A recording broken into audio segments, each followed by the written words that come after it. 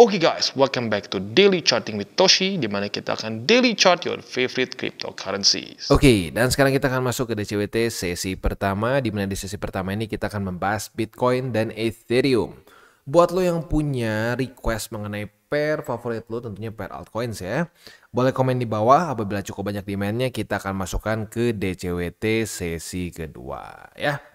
Kita bisa di sini terjadi koreksi sebesar 0,43% dalam 24 jam terakhir yang membuat cryptocurrency market cap mencapai di 2,48 triliun US dollars. Hari ini Bitcoin dominance meningkat sebesar 0,15%, berarti MA20 dan 50 kembali beraksi ya. Kita coba lihat di sini.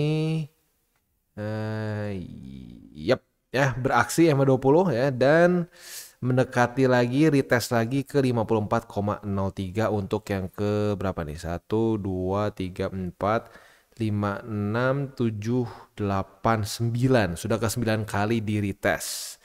Lagi-lagi ya, kita nggak tahu nih siapa yang bakal menang. Secara trennya cenderung lebih bullish ya. Kalau kita di sini higher high, higher low, higher high. Di sini mungkin jebol sedikit membuat lower low, tapi berhasil lagi meningkat ke atas membuat higher high, higher low, dan ada possibility kalau tembus ya berarti higher high ya. Kalau ini tembus ke atas ya, tembus 54,03, berarti kemungkinan besar Bitcoin akan kembali mendominasi altcoins, alias altcoins akan cenderung underperform dibandingkan dengan BTC ya. Untuk DXY drop dengan cukup signifikan, dia kembali ke bawah 104,43. Jadi overall masih sesuai harapan kita ya. Nah, semoga dia bisa semakin lebih drop lagi, karena ya apapun itu kita tetap butuh indeks dolar yang lemah ya. Saat indeks dolar lemah akan jauh lebih mudah untuk risk on asset seperti kripto untuk meningkat ke atas begitu ya. Oke, next kita akan geser ke ini ya. Coba kita lihat dulu untuk Bitcoin. Overall seperti itu ya, dia masih bisa bertahan di atas 65.463. Untuk hari ini economic calendarnya kita bisa cek ya, ada apa aja yang penting. Hari ini itu tanggal 4 April hari Kamis, dan dari US itu akan ada initial jobless claim ya, dan juga akan ada udah itu aja, cuma ada initial jobless claim ya. Nah, untuk ini salah satu yang penting. Kenapa? Karena initial jobless claim ini akan mempengaruhi sekali kebijakan the Fed. Apabila pengangguran di US terus meningkat, lebih tinggi daripada forecast terus menerus, ini akan memaksa the Fed untuk lebih cepat menurunkan interest rate gitu. Ya, jadi ya kita pengen kalau bisa interest rate turun sebelum terjadi resesi. Karena kalau terjadi resesi seperti yang gue sudah pernah bahas sebelumnya ya, kalau terjadi resesi itu bisa mirip-mirip kayak di 2000 berapa nih? 2020 kayaknya ya. 2000 sebentar. Iya, bukan 2020 deng. Di sini. 2019 ya, 2019 di mana interest rate turun tetapi Bitcoin juga turun. Loh, Bang, bukannya katanya interest rate rendah bisa bikin Bitcoin naik. Bener ya. Buktinya mana? Di sini nih. Interest rate almost zero, apa yang terjadi? Bitcoin pump. Tetapi kalau terjadi resesi dulu, itu mau nggak mau akan drop dulu ya. Karena apa? Resesi itu adalah satu timeline di mana orang-orang akan takut untuk bahkan membeli barang-barang yang mereka perlukan gitu, seperti makanan dan lain-lain aja mereka ngirit, apalagi invest begitu. Jadi lagi-lagi kita pengen interest rate rendah, tetapi jangan sampai kena resesi dulu, karena kalau kena resesi dulu itu akan drop dulu ya. Tapi ya arguably ya, kalau gue pribadi sih, apalagi dalam kondisi sekarang gitu ya, gue lebih cenderung pengen turun dulu signifikan gitu ya, 20-30% atau 40% juga gak apa-apa deh ya. Kalau bisa ketahan di bull support band, nah udah di situ pelan-pelan konsolidasi. Kalau gue sih berharapnya begitu, tapi lagi-lagi gue bukan dukun dan gue gak mau berharap nggak jelas. Yang ya pastinya kita harus lebih ke ngelihat aja possibility seperti apa ya. Jadi kurang lebih seperti itu. Sekali lagi yang kita perlukan adalah penurunan interest rate tanpa resesi. Kalau kena resesi, sekali lagi catatannya adalah apa? Bitcoin juga drop begitu. Tapi kalau turunnya tidak kena resesi, nah ini bisa langsung naik gitu ya.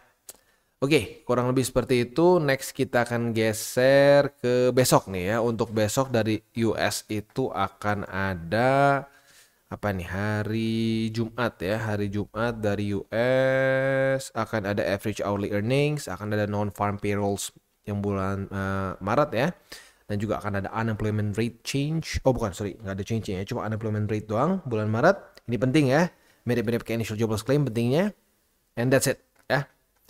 Jadi kurang lebih seperti itu. Sekali lagi buat lu yang punya posisi futures nanti ya harus ekstra hati-hati. Kalau buat yang konservatif sampai intermediate, udah dekat-dekat jam segini masih belum kena target TP, pertimbangkan untuk tutup manual. Just in case volatility-nya tidak sesuai dengan harapan ya.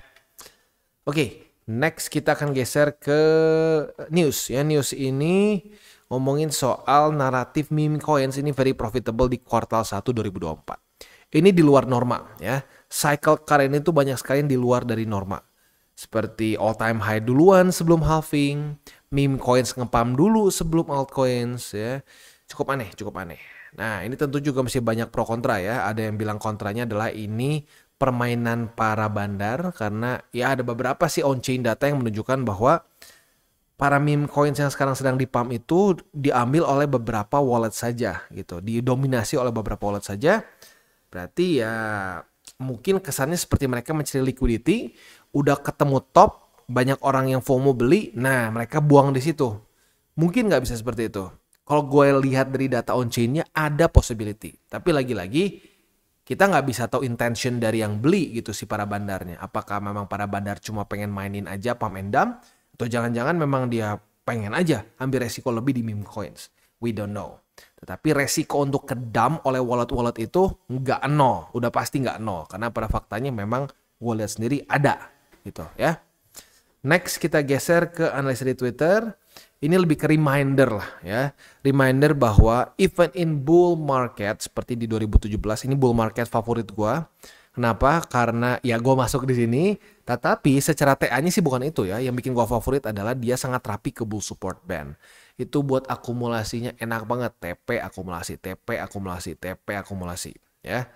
Nah, tapi di masa-masa yang menurut gua bull market paling ideal pun koreksi 30%, 40% tuh normanya memang terjadi koreksi besar-besar gitu. Banyak orang apalagi yang belum pernah nyobain satu cycle, literally baru banget nyobain di cycle ini gitu ya, masuk ke kripto, itu nggak tahu statistik ini. Jadi mereka pikir oh bull market up only, cuma naik aja nggak bisa turun. Waduh, siap-siap. Rude awakening ya. Kita bisa lihat faktanya drop 40%, 35, 37, 38, 27 adalah norma. These days jujurnya lebih better, lebih less volatile. Cuma 22, 21, 20. Tapi tetap kalau lo over leverage akan dengan sangat mudah terlikuidasi ya. Next kita akan geser ke TA. Tadi udah ya sekilas ya TA. Jadi untuk Bitcoin sendiri kita bisa lihat overall dia masih bisa berhasil bertahan di buy limit ketiga di angka 65.567 ya. Ini berarti kalau menurut gua walaupun indeks dolarnya cenderung turun tapi Bitcoin stays di sini, artinya demand dari Bitcoin nggak terlalu tinggi ya. Ya mungkin lagi-lagi karena sudah semakin mendekati ke halving, ada kemungkinan possibility terjadi buying the rumor and selling the news gitu ya. Oke. Selanjutnya kita akan langsung masuk aja ke buy limit. Tetapi sebelum kita masuk ke buy limit, gue akan disclaimer dulu bahwa semua konten dari TCI bukanlah financial advice. Ini semua bentuknya adalah edukasi. Lalu bagaimana cara untuk mendukung TCI? Ada banyak caranya. Lu bisa like our video, bisa share our video, atau juga bisa menggunakan link referral kita di bawah. Dan sekarang kita akan dengar dulu pesan-pesan dari sponsor kita pada hari ini. Oke, today's video is brought to you by Bybit. Dimana di Bybit ini kita bisa melakukan berbagai macam hal ya, mulai dari yang newbie sampai yang sudah advance. Buat mungkin lo merasa bahwa aduh bang, gue masih nggak ngerti nih TA, gue masih nggak ngerti charting dan seterusnya, tapi pengen akumulasi, pengen DCA murni, bisa lo tinggal masuk ke sini one click buy, dimana lo bisa pilih lo mau pakai apa ya fiatnya, lo tinggal pilih juga asetnya apa ya. Misalkan lo pengen akumulasi BTC, misalkan setiap hari Senin jam 7 pagi, misalkan gue pengen akumulasi BTC sebesar 100.000 rupiah misalkan ya, lu bisa langsung lakukan di sini. Bisa peer to peer, bisa Dana, Bank BRI dan lain-lain. Ini gila ya, bisa pakai BCA Mobile dan seterusnya. Jadi Bybit ini memang cocok banget buat orang-orang yang tinggal di Indo ya, bisa langsung pakai bank-bank yang memang sudah biasa kita pakai di Indo ya. Nah, buat yang intermediate sampai advance juga di sini ada spot, nah, dan juga ada leverage tokens, dan tentu juga ada derivatives trading, di mana kita bisa menggunakan kontrak yang USDT maupun USDC. Jadi di sini lo bisa pakai USDC ya, karena nggak semua exchanger bisa menerima untuk futuresnya pakai USDC ya. Dan tentu juga lo bisa earning bunga juga dari kripto lo dan lain-lain. Dan tentu juga di sini kita bisa melakukan copy trade ya, di mana copy trade dari Bybit ini sudah cukup terkenal ya, dan kita bisa mendapatkan keuntungan juga. First copy trade kita bisa ada protection 100 USDT loss coverage ya, dan seterusnya ya. Jadi buat lo yang tertarik bisa silakan pakai, klik di link referral kita di bawah. Dan kita masuk ke Bitcoin. Untuk Bitcoin secara spotnya exactly the same seperti kemarin ya. Yang tersisa adalah buy limit ketiga di 65.463. Itu untuk sekali lagi posisi spot di Bitcoin. Untuk posisi futures, posisi long kita masih bisa dipertahankan karena daily close dari Bitcoin jam 7 pagi tadi masih di atas dari 65.463. Jadi secara overallnya masih oke dipertahankan. Tetapi sekali lagi buat lo yang konservatif sampai intermediate, udah deket-deket jam berapa nih ya, initial jobless claim tuh jam 7:30. Kalau belum kena target TP yaitu di 67.610, pertimbangkan untuk tutup posisi ya. Untuk posisi shortnya tinggal kita balik saja logikanya. Retest 1, retest 2 di EMA 20 sebagai resisten. Kita bisa buka posisi short dengan target TP di 65.463. Itu kurang lebih untuk Bitcoin. Secara struktur seperti yang gue sudah bilang dari kemarin ya, mulai menunjukkan pelemahan tren bullish secara garis besar ya. Kita lihat di sini nih. Dari arguably dari Januari ya, dari awal tahun higher high, higher low, higher high, higher low, higher high. Ya sebenarnya lebih fair gini sih, higher high, higher low. Nah, di sini mulai terbentuk apa? Ya, lower high.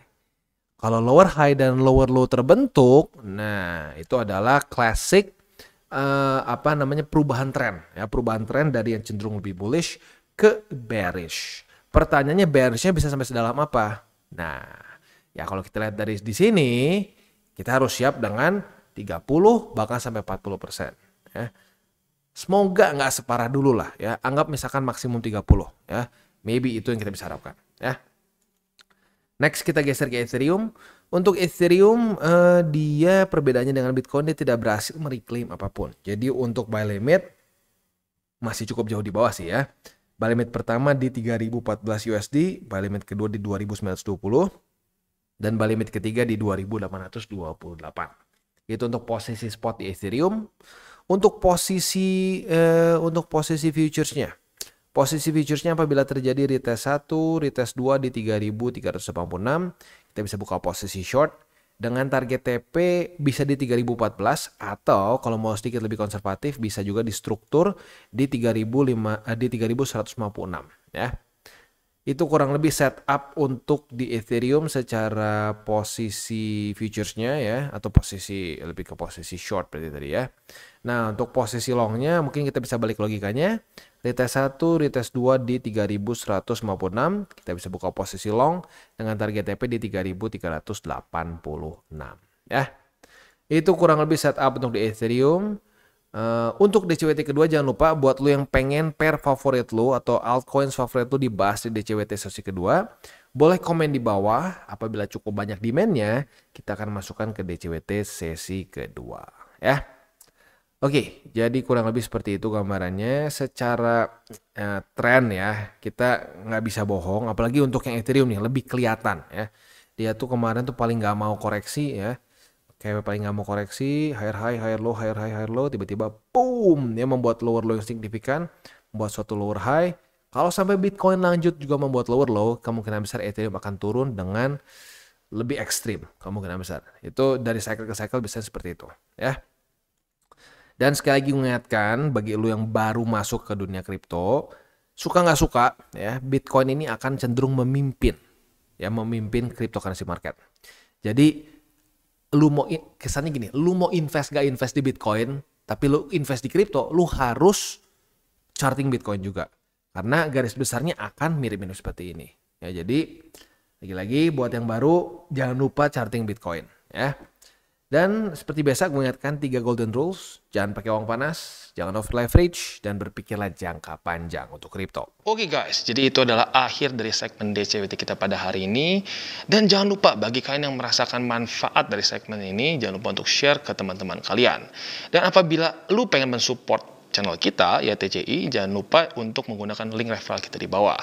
Nggak wajib, ya, tetapi apabila lu menggunakan link referral kita di bawah, ada macam-macam ya, dari Bybit, Huobi, Maxi, toko kripto, dan banyak lagi ya. Ya, walaupun nggak wajib, tapi kalau menggunakan link referral kita, lu secara langsung membantu perkembangan dari TCI. Dan satu lagi, jangan lupa juga untuk join Telegram group kita, di mana kita bisa ngobrol-ngobrol santai mengenai dunia cryptocurrency secara 2 arah. So, jangan lupa untuk like, subscribe, click the bell icon, and see you on the next video.